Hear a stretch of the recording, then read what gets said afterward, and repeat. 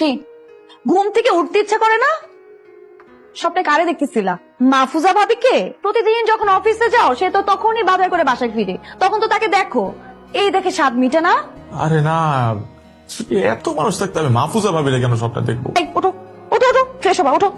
স্কুলে নিয়ে যেতে হবে, মেয়েটি স্কুল আজকেও মিস করবে, তাড়াতাড়ি আসো। উফ, পিউরমা, এই পিউরমা, এই কি রে, কি সমস্যা কি?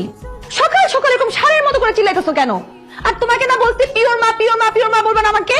এগুলো শুনে নিজেকে বুড়ি বুড়ি মনে হয়? দারোয়ানকে বলো না একটু পানি ছাড়তে। ও সকাল বেলায় তোমার জ্বালায় যে একটু শান্তিতে কাজ করবো সেটারও কোনো উপায় নাই।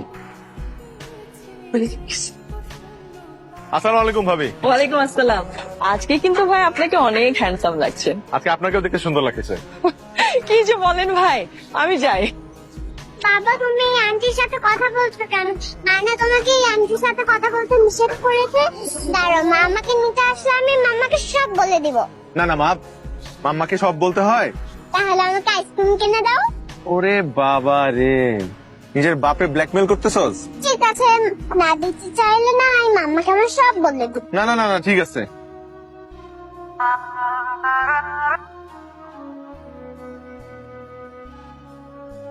বলো। এই শোনো না, আসার সময় একটু কচুরমুখী নিয়ে এসো তো।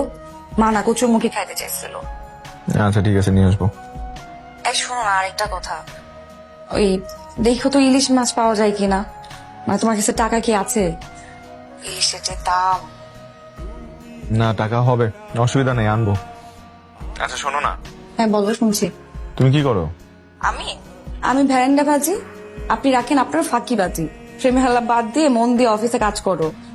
এই যে তুই এত বড় একটা কোম্পানির মালিক, কিন্তু বাসায় বলিস তুই এটা কর্মচারী, এত টাকার মালিক তুই, তারপরও লাইফটা মিডল ক্লাস মানুষদের মতন। এর কারণটা কি রোজ? তুই জানিস আমার প্রতিটা সকাল শুরু হয় নাদিয়ার সাথে খুনসুটি দিয়ে। আমি যে খুব ঘুম কাতুরে লোক তা কিন্তু না, আমি ইচ্ছা করে দেরি করে ঘুম থেকে উঠি। আরো প্রতিদিন সকালবেলা এক একটা অভিনব পদ্ধতি বের করে আমাকে ঘুম থেকে ওঠানোর জন্য। এই যে আমার সকালটা শুরু হয় আমার ওয়াইফের সাথে দুষ্টু মিষ্টি খুনসুটি দিয়ে, যেটা কি সবার ভাগ্যে জোটে? জোটে। এই যে আমাকে ফোন দিয়ে বললো কচুর মুখী নিয়ে আসতে, আবার ইলিশ আনার কথা বলার সময় একটু চিন্তা করছে যে ওর হাজবেন্ড ইলিশ কেনার সামর্থ্য রাখে কিনা। এই মানে এইটার পেছনে যে একটা দরদ না, মানে এই দোষ, এগুলো কিচ্ছু থাকবে না যখন তারা জানতে পারবে যে আমি অনেক টাকার মালিক। ইদানিং তুমি আমার দিকে খেয়ালই করছো না। খেয়াল করি না মানে? আমি তো সারাক্ষণ তোমার দিকেই তাকায় থাকি, তোমারই দেখি। কোচও দেখো, আমি যে ইদানিং ডায়েট করতেছি, শুকানোর চেষ্টা করতেছি, একবার নোটিস করছো এটা? ও শুকাইছো নাকি? এই বয়সে কার জন্য শুকাইতেছো? মাহফুজা ভাবির হাজবেন্ডের জন্য।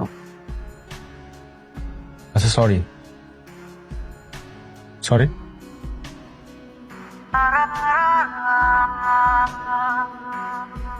রাকিব ভাইয়ের মতো কি? ওটাই রাকিব ভাই, আমার কথাটা একটু বিশ্বাস করে। বিশ্বাস করবো আপনার কথা? কি বলতেছেন ভাবি? মানে একটা সুন্দরী রমণী এসে আমার হাজবেন্ডকে রাস্তায় দাঁড়িয়ে কোটটাই পরে দিয়ে নিয়ে চলে গেল, মানে এত সহজ? আমি তো আমার হাজবেন্ডকে চিনি, তাই না ভাবি? আমার হাজবেন্ড মেয়ে মানুষের আশেপাশে ঘেসতেই পারে না, ঘেসলে 100 হাত দূরে চলে যায় ক্লাব দিয়ে।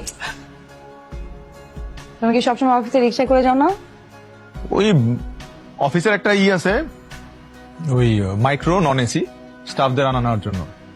মাঝে মধ্যে বেশি দেরি হয়ে গেলে ওটার ফোন দেই, রাস্তা দিয়ে উঠে যাই।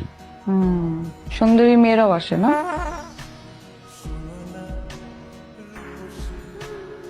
হ্যালো, আসসালামু আলাইকুম স্যার। ওয়ালাইকুম সালাম। জেরিন, জি স্যার।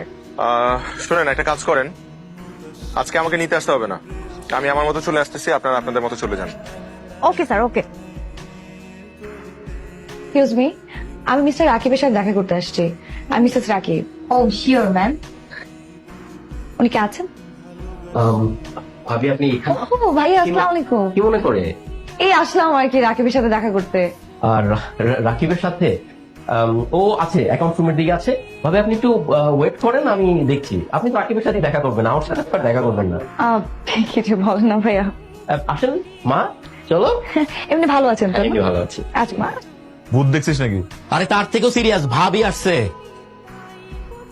কার ভাবি? তোর ভাবি। ও আরে আমার ভাবি।